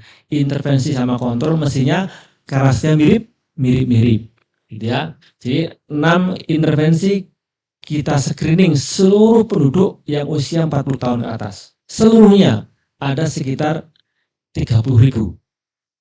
Kemudian dari situ ya di daerah kontrol juga iya, kita screening semuanya. Tapi daerah kontrol kita tidak apa-apakan. Ya, mereka mendapat layanan sesuai dengan layanan biasanya. Tapi di daerah intervensi kita uji cobakan intervensi selama kurang lebih 1 tahun. Jadi kita latih dokternya, kita latih perawatnya, kita latih kadernya kita kasih insentif supaya kemudian program itu berjalan. Mereka menggunakan digital health itu untuk men-screening dan sebagainya. Ya, itu setahun. Nah, kemudian dari situ kita menemukan mereka yang punya risiko tinggi, ya di baseline survei namanya, gitu kan ya. Nah, ya mereka yang punya risiko tinggi tadi, ya kita berikan edukasi, kita berikan obat dan sebagainya sampai 1 tahun, ya. Baru setelah itu di tahun akhir, ya kita bandingkan antara 6 desa intervensi dan 6 desa kontrol. Bagaimana hasilnya? Kalau itu kemudian hasilnya itu lebih terkontrol, yang diukur dari apa? Ya, mereka yang risiko tinggi kemudian risikonya jadi normal. Ya. Nah, normal itu maksudnya kalau tensi normal itu kan Bapak Ibu semuanya tahu kan, atau punya CBD normal ya, seperti itu. Nah, itu kita bandingkan antara desa intervensi sama desa kontrol. Nah, setelah itu kita baru tahu, oh solusi yang kita tawarkan, prototipe yang kita janjikan tadi itu efektif atau tidak. Itu kan butuh biaya gede. Nah, waktu itu kami dapat dana sekitar 6 miliar. Nah, kalau ini sama prinsipnya, tapi skupnya lebih kecil karena dananya cuma 500 juta. Nah, kira-kira begitu Bu. Ini mengimplementasikannya itu cuma selama setahun, ya. Pasien risiko tingginya itu kira-kira cuma 500 orang. Ya, 500 orang. Kira-kira begitu. Tapi sampai kesimpulan apakah kemudian prototipe itu berhasil atau tidak itu memang butuh biaya yang gede. Kira-kira begitu, Bu. Baik, terima kasih Pak. Matur nuwun Prof untuk kesempatannya. Perkenalkan saya Emi dari FIB untuk jurusan Sastra Inggris. Mekaten Prof, hari ini saya lihat di laman Bima saya itu saya sudah eligible untuk fundamental reguler. Setelah 2 tahun berturut-turut itu tidak pernah eligible untuk penelitian Prof. Jadi untuk pada saat Bima saya itu hanya mengajukan pengabdian masyarakat, begitu. Nah, yang ingin saya tanyakan pertama, Prof, apa yang membuat seorang dosen itu eligible atau tidak? Karena kalau kita lihat di sini, dari sekian skema, ada 7 skema, ini yang tidak eligible 6, yang eligible itu 1, penelitian fundamental reguler. Nah, ketika saya klik untuk penelitian dosen pemula, teman saya yang di Madiun, yang klaster perguruan tingginya kan belum mandiri, itu hibah penelitian pemulanya keterima. Saya jadi gini, waduh, aku nggak bisa ikut pemula gitu. Kalau pengalaman dulu waktu disertasi, saya kebetulan kan ikut dosen promotor nggih Prof. Jadi saya keterima BIMA untuk PDD, penelitian disertasi doktor itu. Jadi dari situ saya mulai kenal BIMA begitu. Nah, setelah saya lulus, karepnya, inginnya itu melanjutkan untuk penelitian BIMA berikutnya. Tapi setelah saya lihat laman BIMA saya selalu bilang Anda tidak eligible. Tahun berikutnya Anda tidak eligible. Waduh, yang eligible cuma pengabdian masyarakat gitu. Begitu Prof. Jadi itu pertanyaan pertama untuk apa yang menyebabkan seorang dosen itu eligible atau tidak. Terus kedua tadi begitu Prof. Meskipun UB itu klaster perguruan tingginya sudah mandiri, kenapa untuk penelitian pemula saja itu tidak boleh gitu. Matur nuwun Prof. Itu yang menjawab seharusnya bukan saya ya, yang menjawab Kemendikti-Saintek. Kalau saya review itu ya suruh review gitu ya. Jadi saya nggak tahu jawabannya. Saya jawabannya saya nggak paham Mbak. Karena saya juga ada yang nggak eligible gitu ya seperti itu. Nah, tapi sependek pengetahuan saya ya. Ada dua hal gitu ya. Pertama, kan ada syaratnya kan misalnya doktor, profesor, apa itu ada satu. Kemudian yang dua, high index Scopus gitu ya. Kalau high index sekian, boleh ini, boleh itu gitu ya. Yang ketiga, ya pernah mendapatkan grade yang sama. Seperti itu, kira-kira seperti itu. Nah, berarti kan kalau kita itu berpikir positif, ya kenapa ditolak, ya mesti ada satu persyaratan yang belum. Dan kalau dosen pemula ada syarat-syarat khusus lainnya, ya seperti apakah masuk klaster PTN seperti itu. Saya kalau yang itu saya nggak tahu. Ya jawabannya saya nggak tahu persis, cuma kira-kira. Jadi ngapunten, nanti kalau ada Pak Lukman karena dia policymaker, mungkin beliau akan bisa menjelaskan lebih detail dan lebih lengkap. Nggih. Matur nuwun Prof untuk penjelasanipun.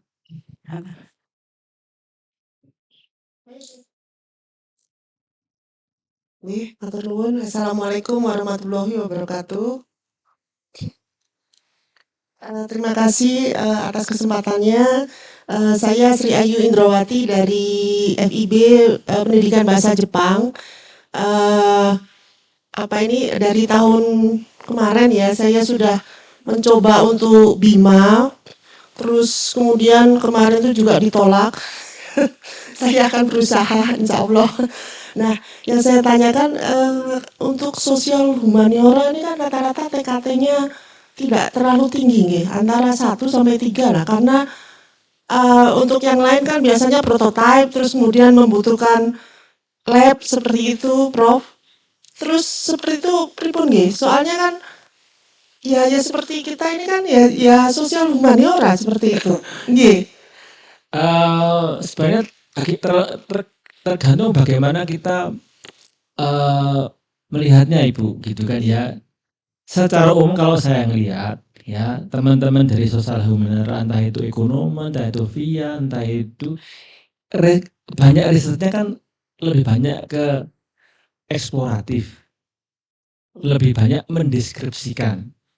Ya mencari faktor-faktor apa yang mempengaruhi, ya gitu kan ya, mencari apa fenomena-fenomena apa yang menarik yang ingin dijelaskan. Makanya itu TKT-nya 1 sampai 3. Nah, mungkin nanti juga bisa tadi saya sampaikan gitu kan ya. Nah, teman-teman sosial humaniora itu kaitannya dengan perubahan mindset, perubahan perilaku. Perubahan mindset dan perubahan perilaku itu kan ada tool-nya. Gitu Bu, ada tool-nya. Entah itu berupa metode, entah itu berupa modul, entah itu berupa alat. Nah, misalnya Mas Yusri itu bikin modul atau bikin modul ya, modul itu kan tidak hanya sekedar buku tapi juga sistem pembelajaran gitu kan ya. Ya, sistem pembelajaran ya yang sistem pembelajaran misalnya sistem pembelajaran bahasa Jepang yang unik dan menarik ya bagi anak-anak usia sekian-sekian gitu kan ya. Nah itu kan untuk melihat apakah itu efektif nggak efektif kan perlu diuji. Gimana? Oh. Kalau perlu diuji kan sudah masuk prototype. Oh gitu. Jadi R&D gitu berarti di Nggih, atasnya ya? betul, Oh. betul. Nggih. Nah, budaya misalnya Mas Yusri itu bikin sendera tari apa gitu. Sendera tari kan juga termasuk tool nggih Bu nggih. Sendera tari untuk membuat orang-orang yang Malang yang suka korup jadi mindset-nya berubah nggak korup gitu. Misalnya gitu, ya misalnya ya. Nah itu kan sudah tool. Itu TKT-nya kan sudah tinggi. Oh. Itu kan bisa diuji, bisa diimplementasikan. Nah tinggal, oh ini misalnya dulu saya di Kabupaten Malang itu buat model kesenian lokal berbasis ludruk. Ludruk untuk apa? Untuk mengubah perilaku orang-orang yang berisiko tinggi penyakit jantung supaya dia kemudian mindset-nya berubah. Ya, jadi saya minta tolong divisi kesenian Mas UB itu membuat ludruk ya, buat di ludruk yang bagus kira-kira gimana. Kalau misalnya seperti ini kan ya masyarakat kan bosen gitu ya. Saya buat ludruk, model ludruk gitu ya. Nah, kemudian saya ujikan. Ada desa yang saya tidak kasih ludruk, ada desa yang kita kasih ludruk. Nanti kita ukur perubahan perilaku, pengetahuan, sikap itu kan bisa diukur. Nah, untuk melihat apakah model kesenian lokal ludruk itu memang efektif tidak untuk mengubah perilaku. Itu TKT-nya kan sudah tinggi, Bu. Jadi seperti itu. Oke. Nah, kira-kira. Oh ya, terus satu lagi boleh nggih? Ya untuk yang tahun kemarin tuh waktu kita masuk BIMA itu untuk memanggil maksudnya untuk yang anggota itu kan harus juga punya ini BIMA juga gitu ya. Nah, ini juga butuh waktu karena harus Ya. setuju gitu nggih. Ya. Nah, terus kemudian webnya BIMA juga sering error seperti itu. Jadi kita agak susah masukkan jam siang kayak gini itu agak susah masuk, bisanya itu malam sekitar jam 1, jam 2 gitu baru bisa masuk. Padahal ini nanti kan Desember itu mungkin rush hour juga ya. Terus kemudian apakah ada kiat-kiat khusus Prof untuk masuk saja itu loh susah kita ya seperti itu. Ya, kiatnya ya Ibu submit 1 minggu sebelumnya. Nggak boleh 1 malam sebelumnya. Karena rata-rata mohon maaf ya, kita semuanya itu pengennya 2 minggu sebelumnya, tapi kenyataannya semalam sebelumnya. Nah itu tinggal Ibu atur gitu ya. Nah kiatnya ya gini, kalau kita ya semuanya kan harus direncanakan Ibu Bapak Ibu semuanya. Dan tugas dari organisasi itu kan mendukung, memfasilitasi. Sistem itu kan tujuannya mendukung. Kita bekerja dengan sistem itu kita bekerja dalam sistem itu supaya kita nyambut gawe ini lebih terencana, lebih bagus gitu ya. Nah, misalnya FIB itu sudah punya angan-angan, tahun depan kita sudah punya target, misalnya ya 20 proposal masuk BIMA didanai. Kan punya target. Nah, kemudian dari awal dari bulan apa kan kita sudah dapat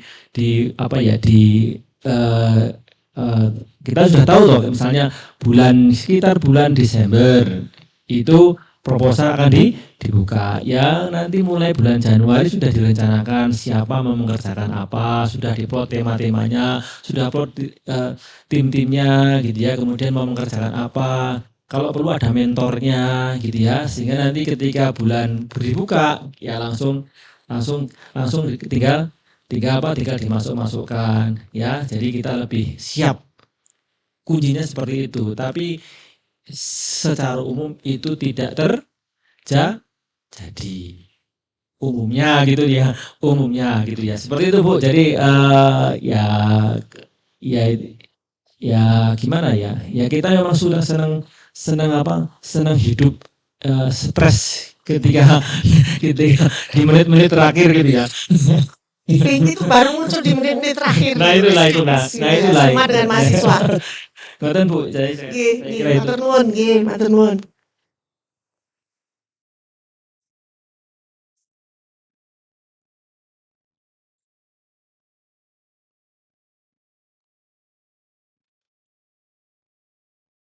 Terima kasih atas waktunya, Prof. Sujarwoto. Ini mau bertanya sesuatu yang mungkin sangat sederhana pertanyaannya. Ya, kalau dilihat dari penjelasan panjenengan tadi kan terapan itu harus ada mitra dan, sepertinya, persyaratannya itu memang lebih complicated daripada yang fundamental ya, Pak, ya. Misalnya kita tuh mau mencoba menseriusi yang fundamental dulu gitu kan sangat mungkin ya, Pak, ya. Iya, maksudnya saking takut tidak diterimanya gitu, sehingga mencoba yang fundamental dulu. Mungkin ada tips-tips untuk lolos, penelitian fundamental, Pak? Terima kasih. Eh, nah, tipsnya ya juga mirip-mirip gitu kan, mirip-mirip dengan secara umum prototipe. Tapi fundamental itu kan tujuannya mengeksplorasi hal-hal baru gitu ya. Nah, ini mungkin relevan dengan ilmu budaya gitu ya, sebagian. Makanya kalau mengeksplorasi itu kan pandai-pandai kita untuk melihat hal-hal unik yang sudah ada di masyarakat kita, tapi belum banyak menjadi perhatian ilmiah. Kira-kira begitu tadi ya. Ya, jadi ini kan perlu sense kepekaan kita, gitu ya, ya, menemukan tadi neglected isu-isu yang memang benar-benar neglected itu bahasa Indonesia apa Pak Yusri? Terabaikan gitu ya, terabaikan gitu kan ya, terabaikan oleh policy gitu ya, oleh policy. Gitu saya kira itu kuncinya, Bu. Nah, karena kalau fundamental itu kita pertama kalau jadi reviewer fundamental saya melihat itu wah ini topiknya unik dan belum banyak dikaji. Ya, unik tidak hanya sekedar di sains ya, unik ya tadi isu-isu yang menjadi isu-isu kebijakan tapi belum tidak terabaikan. Misalnya, ya kalau di tema saya baru tertarik untuk melihat ini. Orang-orang yang kena di pesisir Laut Jawa Utara itu kan banyak kampung-kampung yang tenggelam karena kenaikan air pasang laut gitu ya. Nah, itu kan luar biasa dampaknya bagi kehidupan manusia, bagi kehidupan masyarakat di situ, terutama masyarakat yang miskin gitu kan ya. Nah, saya ingin melihat gimana sih pemerintah itu apakah kemudian sudah ada satu sistem layanan gitu kan ya, karena saya bilangnya layanan publik, sistem layanan yang memang disediakan ya untuk memberikan layanan pada ibu-ibu hamil ya ketika banjir rob datang. Nah itu kan banjir rob datang. Kalau biasanya kan layanan puskesmas biasanya kan situasi normal gitu kan, tidak ada banjir, pergi ke puskesmas gampang gitu. Nah saya ingin lihat itu, misalnya begitu. Nah kira-kira kalau begitu reviewernya tertarik enggak? Ya kalau menurut kalau pengalaman saya reviewer tertarik karena apa? Banjir rob itu ya di utara Jawa itu ya, yang terdampak itu bukan hanya puluhan orang tapi ribuan orang. Di antaranya adalah ibu hamil. Ya. Nah, kalau ditanya menolong ibu hamil itu penting tidak? Ya semuanya orang mengatakan penting. Nah, dalam situasi tersebut kan mestinya negara turun tangan. Apakah sudah sistem layanan untuk itu belum? Nah itu perlu dieksplorasi ya. Nah itu salah satu topik riset fundamental kalau di bidang saya, misalnya salah satu contohnya. Kira-kira gitu, Bu.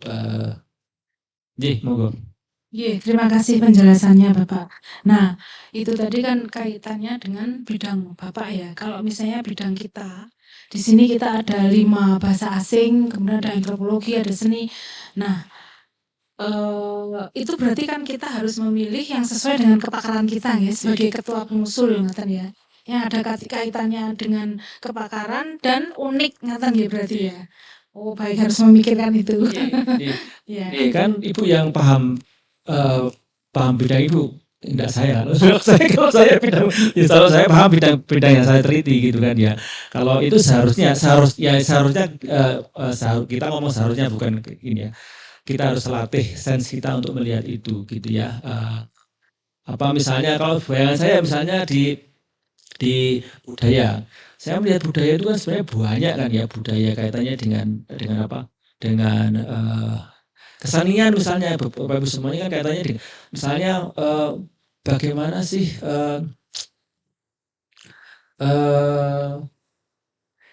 kalau disuruh mikir bidang lain saya kesulitan. Eh, misalnya gini, sastra dan budaya gitu ya.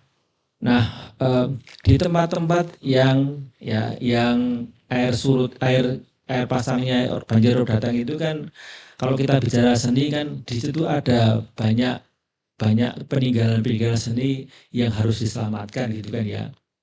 Gitu ya. Nah, misalnya entah itu apa, dokumen-dokumen seni, sastra, macam-macam. Ya, gimana kita membuat ya, gimana itu semuanya selama ini dipikirkan oleh pemerintah misalnya begitu. Ya, apakah sudah ada sistem itu tidak gitu kan ya. Nah, saya kira itu juga bagus gitu ya. Saya pernah mereview satu yang saya loloskan terkait dengan budaya itu. Nah, tapi lebih ke ini, bagaimana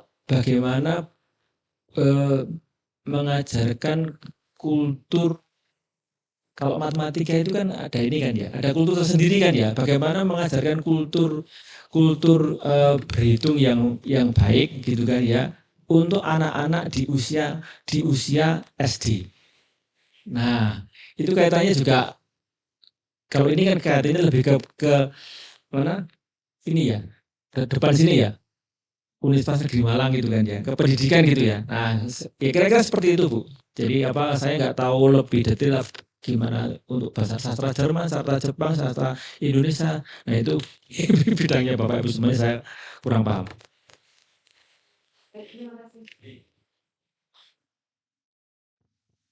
Terima kasih Pak Jarwo, sangat menyemangati kami. Saya seperti Bu Ajo ya, beberapa kali ditolak. Ya, mohon maaf Pak Jarwo, apakah ketika ditolak itu ada catatan kenapa ditolaknya ya Pak atau tidak? Ya, itu yang pertama Pak ya.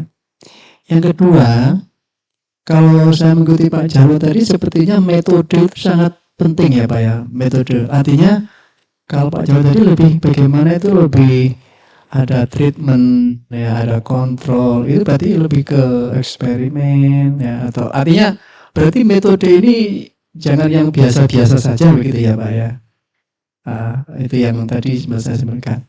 Yang ketiga Pak, saya pernah ya hampir ya mungkin ini skemanya MF Pak. MF ini gagal di nego keuangan. Ya mungkin bisa tip-tipnya Pak, artinya mungkin secara keuangan apakah seperti apa ya. Oke, terima kasih Pak Jarwo. Yang pertama, sebagai reviewer itu kita memberikan catatan. Sebagai reviewer ya, Mas Sariful. Sebagai reviewer kita memberikan catatan, tapi catatannya dikasihkan ke penerima atau tidak, kita nggak tahu. Itu kan Bima yang ngatur. Gitu ya. Jadi sebagai reviewer kita diharuskan memberikan catatan. Nggak boleh cuma men-skor nggak boleh, alasan men-skor ini ada semuanya gitu kan ya. Nah, tapi itu diberikan tidak tahu gitu ya. Saya nggak tahu. Nah, yang kedua, metode kan disesuaikan dengan tujuan penelitian kita. Tidak harus canggih-canggih, tidak harus tadi kan, karena prototipe kita kan harus menguji prototipe apakah efektif atau tidak. Karena metode yang bagus, tepat untuk menguji itu adalah eksperimen. Makanya kita pakai eksperimen untuk menguji apakah efektif atau tidak. Kalau kita tidak mau menguji itu, kan pakai metode yang lain. Misalnya kalau kita mau menggali makna, kita pakai fenomenologi, tematik, analisis. Ya tergantung pertanyaan penelitiannya, tidak harus canggih-canggih. Ya, jadi yang dicek oleh reviewer itu adalah ya kalau pertanyaan ini dengan metode ini sudah klop belum, sudah pas belum, dan bagaimana detailnya. Nah, kira-kira begitu, tidak harus canggih-canggih gitu ya. Nah, jadi tadi sesuai dengan pertanyaan penelitiannya. Nah sayangnya kita itu bisa membuat pertanyaan yang bagus, yang menarik, yang ini itu ya kadang-kadang itu membutuhkan metode yang canggih dan baru. Misalnya kalau misalnya di sosial divisi misalnya apa ya menggunakan misalnya punyanya Jurgen Habermas itu apa Pak Sariful, Mas Susri ya, yang itu loh critical discourse ya, critical discourse analysis gitu kan ya, itu kan pertanyaan dari situ kan beda dengan misalnya kita mau descriptive analisis itu kan beda. Nah jadi sayangnya itu bolak-balik Mas Sariful kadang-kadang. Tapi intinya tadi ya, metode itu harus klop dengan pertanyaan penelitian yang kita mau jawab. Nah, matching fund kebetulan 2 minggu lalu saya jadi juri di riset kolaborasi Indonesia di Padang itu ya. Matching fund itu ya, kalau kayak gitu-gitu itu terus terang saya juga nggak ini ya. Matching ya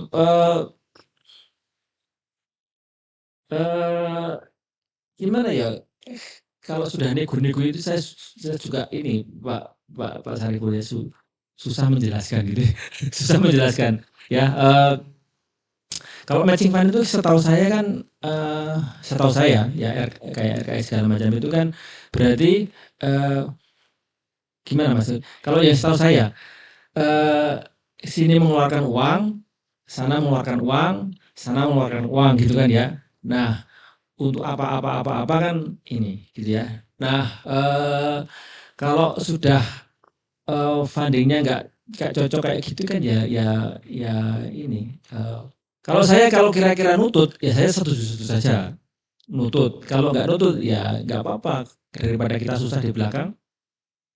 Kira-kira begitu jawaban saya. Ya. Tapi ya mungkin tahun depan bisa diajukan lagi, dikurangi load pekerjaannya. Mungkin tahun depan diulang. Nah, nanti mungkin ada kesempatan lagi Pak Sariful. Tapi udah luar biasa, udah pengalaman yang ini untuk dapat sampai ke situ. Saya kira itu, entah itu memuaskan atau enggak ya. Terus terang kalau akhir-akhir ini saya nggak banyak ikut yang Indonesia Pak Sariful, Pak Yusri. Kenapa? Salah satunya yaitu keruwetan di situ. Ya, saya agak males gitu, agak males. Ya alhamdulillah yang lain-lain dapat gitu kan ya, mencoba tantangan baru gitu kan ya, seperti itu. Karena ya salah satunya ini kok jadi pengalaman nih Pak Sariful, Rispro kolaborasi internasional saya dapat 7 miliar gitu kan ya. Dapat 7 miliar tahun lalu, tahun 2019 itu kan ya. Nah, itu dana paling gede dari pemerintah Indonesia ya, 7 miliar untuk 3 tahun ya, untuk 3 tahun. Nah, tapi pemeriksaannya ketat ya, ketat banget gitu ya.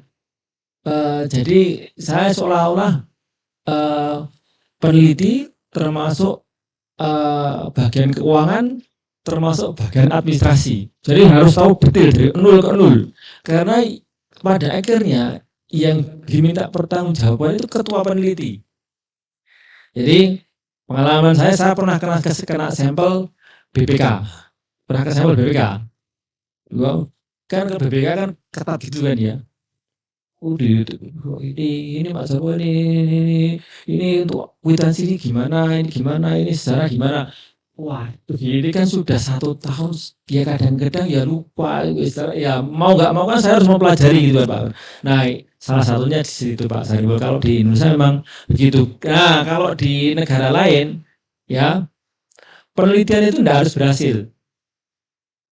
Misalnya Australia ya, riset itu tidak harus berhasil karena ada resiko. Misalnya ya teman saya dapat grant dari koneksi gitu ya, koneksi grant itu kan ya tahun 2021 gitu ya.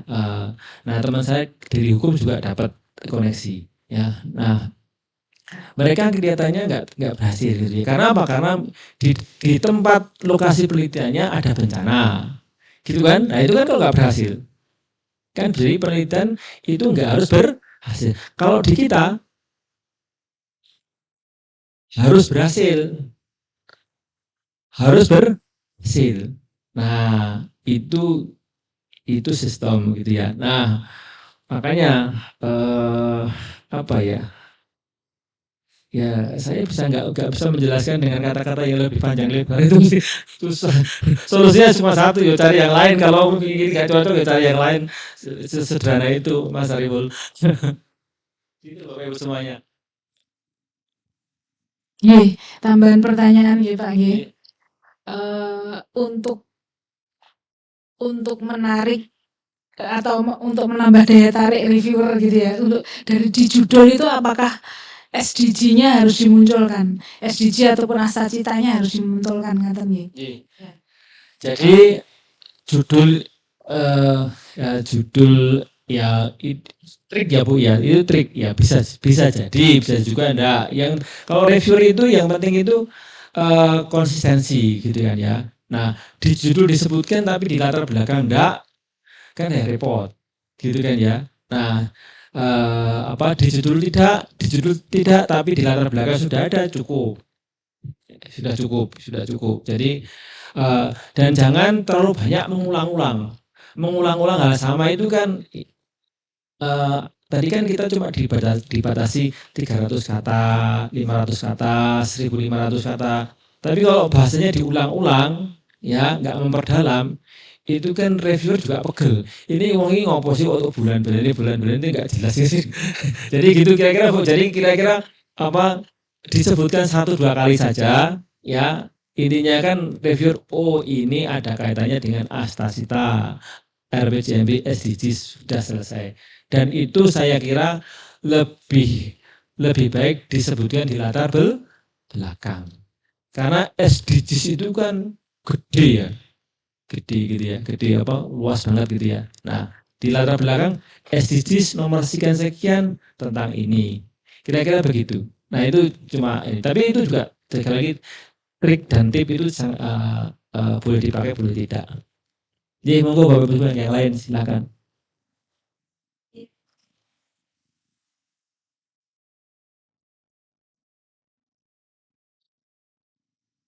Ya, terima kasih Prof. Mohon maaf satu lagi pertanyaan. Tim kami bermaksud untuk mengikuti yang hibah fundamental yang 150 juta maksimal itu, Prof. Bisa masuk akalkah jika kegiatan kami itu lintas pulau? Jadi lokasi penelitiannya itu karena kebetulan penelitian kami juga di sana, penelitian lapangan di sana. Misalnya pengeluaran dananya itu untuk penelitian dengan 3 anggota ke Pulau Samosir dan Toba, misalnya. Dengan catatan mitra kami sudah punya kerjasama dengan pemerintah setempat. Terima kasih, Prof. Ya bisa saja masuk akal, Bu. Jadi nanti kan bisa dilihat dari proporsi anggarannya gitu kan ya. Misalnya ya nggak masalah tuh begini Bu, 150 juta kemudian kita budget anggaran, kok ini yang 100 juta digunakan untuk tiket pesawat bolak-balik selama setahun 12 kali. Nah ini mau jalan-jalan ke Toba Samosir atau gitu ya, itu yang harus akal Bu. gitu ya Bu ya. Kalau cuma 1 kali, 2 kali, 1 kali untuk apa, untuk survei awal, 2 kali untuk apa, yang kedua untuk monef, ketiga kali, nggak masalah. Jadi pandai-pandai kita tadi ya, jadi kita itu membiayai menggunakan anggaran untuk biaya riset. Jadi mindsetnya di situ, gitu ya. Apa, kalau saya membuat budget seperti itu Bu. Jadi nanti reviewer itu juga tahu kan ketika membaca anggaran itu reviewer kan juga belanja habis pakai maksimum misalnya 30%, ya belanja modal maksimum sekian, honorer maksimum sekian. Nah dari lihat situ sudah kelihatan. Saya kira kalau ditanya masuk akal, ya pandai-pandai kita dalam menyusun kegiatan atau budget. Oke, baik. Terima kasih, Prof.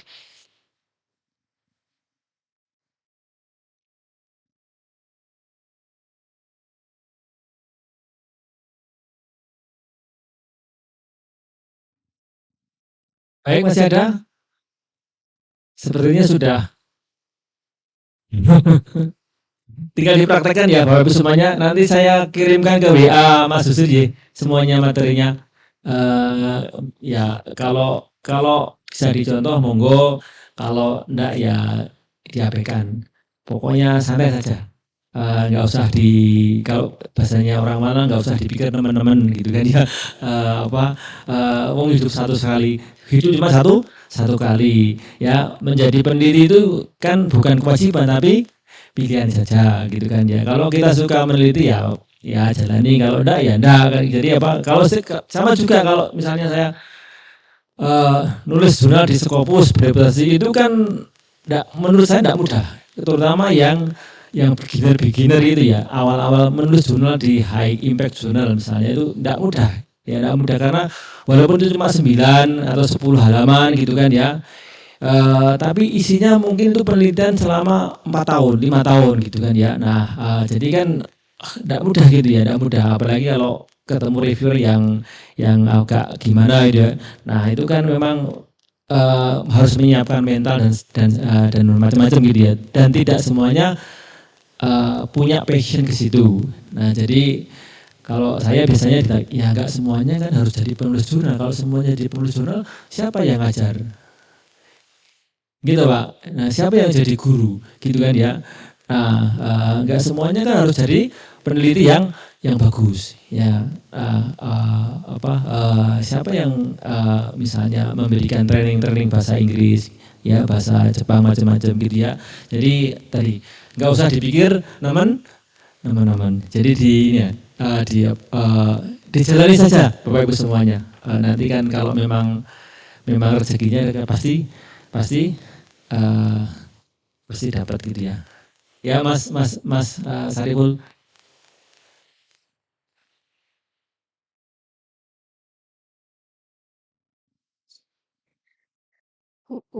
Terima kasih kami sampaikan kepada Prof. Sujarwoto atas paparan materinya yang sangat komprehensif dan aplikatif.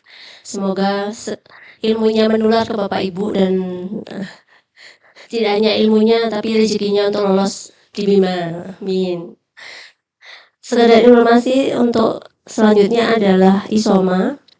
Dan setelah ISOMA kami mohon Bapak Ibu kembali ke aula untuk materi selanjutnya bersama Prof. Lukman.